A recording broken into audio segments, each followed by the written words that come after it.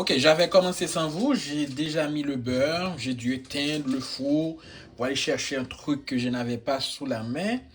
J'ai mis le beurre, maintenant je dépose mes pièces de steak. Je dépose le deuxième, parce qu'on sera deux à manger ce steak.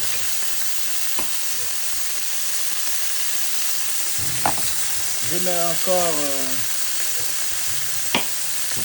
un morceau de beurre, c'est du beurre salé.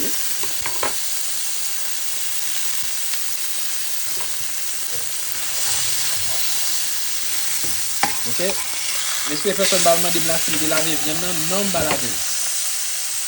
Je fais confiance à mon boucher et non pas besoin de laver sinon on va faire viande perdu dans sa velle surtout pour steak là. Ok, donc ou pas besoin de laver le citron etc. Non, c'est pas nécessaire. Ok, je vous reviens tout de suite.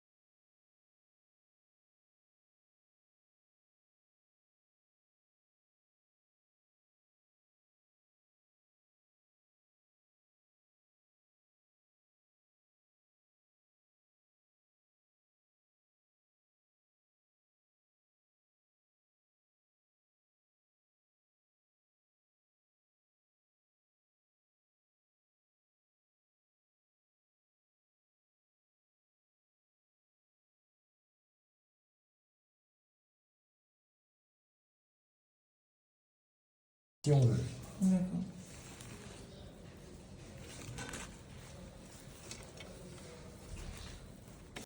Là, on a fini d'assaisonner notre poisson. On va laisser mariner au moins une vingtaine de minutes, comme on est pressé.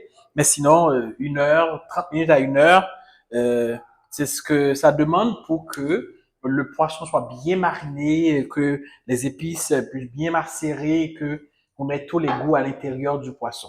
Ok, je vais recouvrir et laisser reposer au moins 20 minutes. Maintenant, on va passer au riz. Alors, toi, tu te reposes là.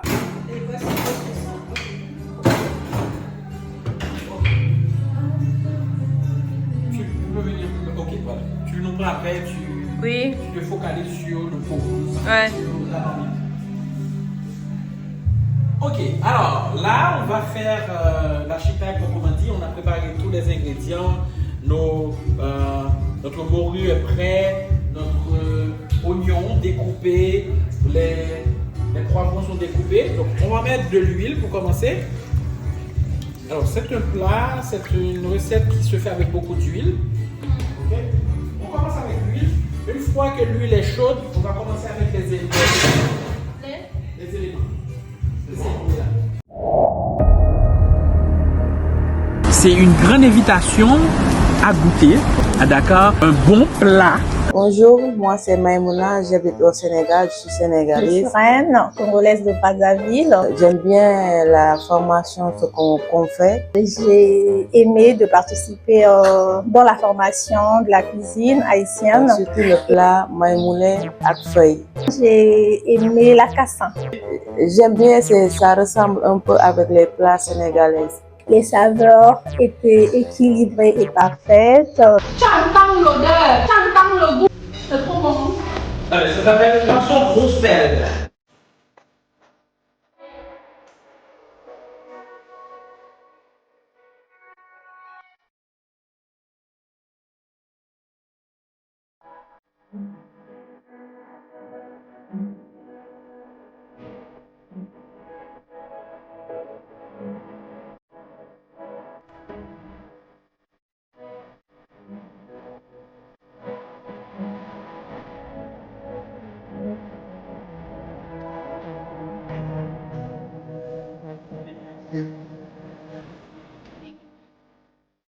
Ok, entre-temps, l'eau pour la lasagne bout. Maintenant, hein, Fatoumata va mettre les feuilles de lasagne.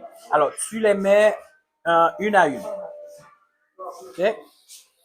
Il faut le faire avec délicatesse, ça ne doit pas casser.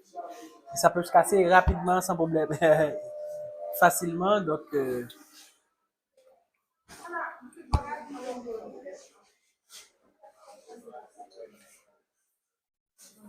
alors, les feuilles de lasagne, mesdames, messieurs, dames, on va les cuire al dente.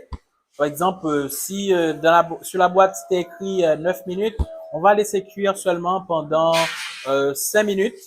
Ok? Parce que n'oubliez pas, ça va être au four après. Donc, il va y avoir une deuxième cuisson au four. Donc, vous ne cuisez pas complètement.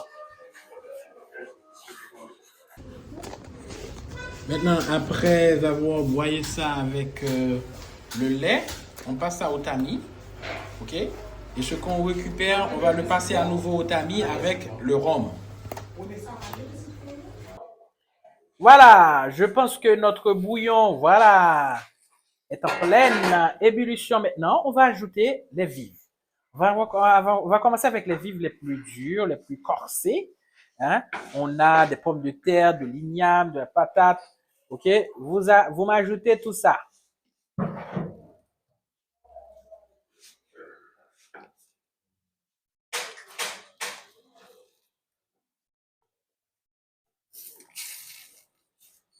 Alors, on aurait pu commencer aussi avec les épinards, avec comme on avait fait revenir les carottes. On aurait pu faire revenir aussi les épinards. Mais je vous dis un truc, les feuilles, là, les végétaux, plus c'est cuit, plus ça perd des vitamines, des propriétés nutritives. Donc, c'est mieux de mettre presque à la fin. Parce que de toute façon, on aurait pu les manger crus. Donc, il ne faut pas trop faire cuire, sinon vous perdez tous les apports nutritifs des feuilles. Donc, on va laisser bouillir un moment et puis on va continuer à ajouter les autres trucs tout à l'heure. Ok, on va ajouter les oignons qu'on a découpés en rondelles. Ne mélangez pas. Recouvre, s'il te plaît. Éteins le feu et notre oxtail est prêt. Voilà, c'est tout. On commence avec les pâtes. On a de belles pâtes ici. OK? Et puis, l'autre élément de base, c'est la chicktail. Bon, alors, vous n'êtes pas obligé d'avoir la chicktail pour réaliser ça. Si vous avez le hareng, ça suffit. Mais avec la chicktail, ce sera encore plus savoureux. OK? On a des tomates découpées en petits dés. On a nos hot dogs. On a des oignons coupés en petits dés. Et puis là, on a une floraison de poivrons jaune, vert, rouge coupés en julienne et aussi des oignons coupés en julienne. On a de la sauce, là, on a à peu près une tasse de sauce de pizza. Hein? Vous pouvez toujours utiliser la pâte de tomate concentrée, mais moi j'évite parce que c'est chimique. Là, on a plutôt une pâte de pizza naturelle. On aura besoin d'huile. Est-ce qu'on a tous les éléments ici? Bon, alors, si c'est pas là, hein, au cours de l'exécution de la recette, vous allez faire connaissance avec. OK? Donc, on a déjà notre eau qui bout déjà sur le feu pour mettre les pâtes. À tout de suite. Voilà, on a des macaronis préparés, cuits al dente. OK? On a des pommes de terre découpées en rondelles. C'est découpé depuis hier, donc c'est pourquoi c'est un peu décoloré. On a du jambon de bœuf. Hein. Là, on a du mozzarella râpé, du cheddar râpé. On a notre moule qu'on a déjà graissé. Et puis, on a notre sauce béchamel que notre cuisinier Billy nous a préparé. Voilà. Ce sont ces ingrédients qu'on va combiner pour nous préparer notre macaroni gratiné à Chicktail Restaurant.